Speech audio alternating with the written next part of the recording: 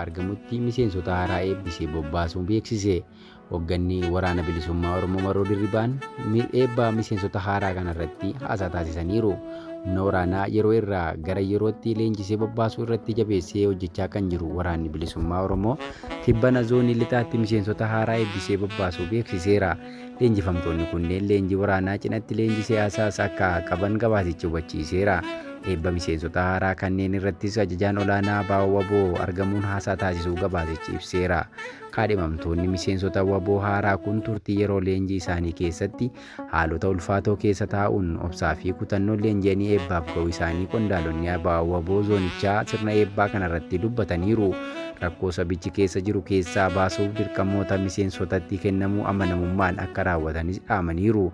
Kaadhimamtoonni haaraa kun kanneen sirni kun qe'ee fi hojii isaaniirraa nagaan jiraachuu fi hojjechuu isaan dhorke ta'uu kan ibsan roorroo kana jalaa ofis ta'ee saba isaanii baasuuf warra qawwee kaasuuf dirqamanidha jedhame. Wayita dirqamaaf bobba'anitti kan isaan tiksuu qabu nama osoo hin taane kaayyoo guddicha dhaabaa ta'uu akka qabu qondaalli WBO mooraa zoonii lixaa kun haameera.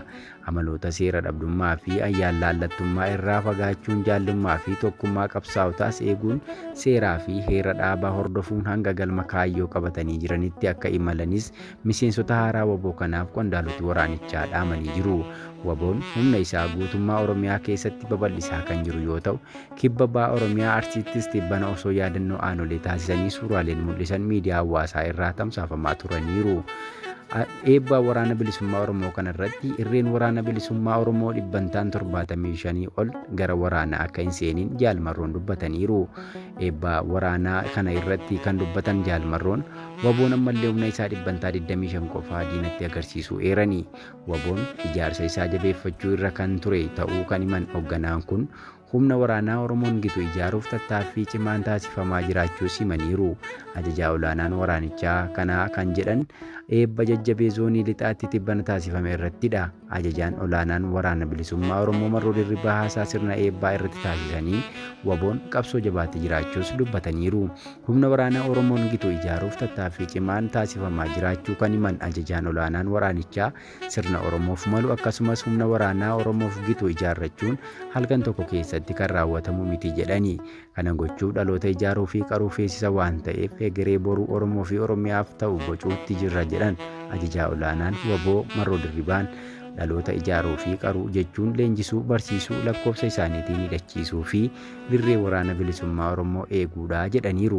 Waraanni bilisummaa Oromoo waggoota 5 darban kana kaayyoo fi tarsiimoo mataa isaa qabatee hanga ammaa irree isaa osoo hin agarsiisin socho'aa akka jiru Marroo Dirribaa ifoomseera. Irreen waraana bilisummaa Oromoo hanga ammaa 75 ol kan lolaa hin seenin yoo ta'u, ijaarsa gadi fagoo irraa akka tures ibsaniiru. Oromoon diina yeroo hedduu injifateera kan jedhan Marroo Dirribaa garuu sirna diina kan diriiree lafa qabatee diiguu dadhabee jechuun dubbatan.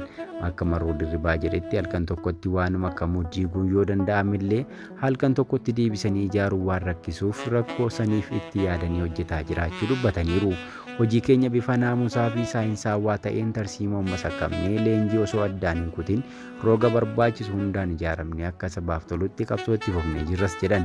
Haasaa tibbaa darbee shuumiin Itamaajoor raayyaa ittisa biyyaa Itoophiyaa Fiild Maarshaal Biraanuu Juulaa WBO'n sadarkaa nama yaaddessu irra hin jiru jedhan irrattis deebii kan kennan Marroon nuti biyyaaf gaachana ta'uu barbaanna malee biyyatti yaaddoo ta'uuf hin qabsoofnes jedhaniiru.